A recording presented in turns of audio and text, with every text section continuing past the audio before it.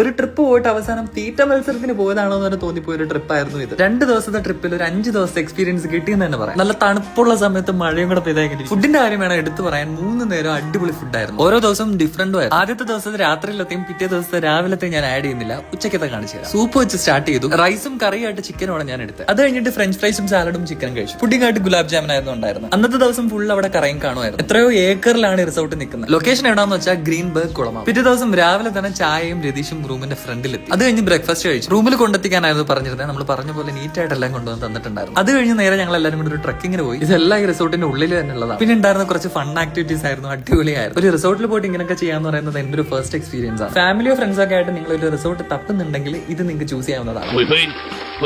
റാഫ്റ്റിംഗും zip ലൈനും പൂളും ഒക്കെ നല്ലൊരു അടിപൊളി എക്സ്പീരിയൻസ് ആയിരുന്നു. പേജ് ഞാൻ ടാഗ് ചെയ്തേക്കാം. Okay, bye friends.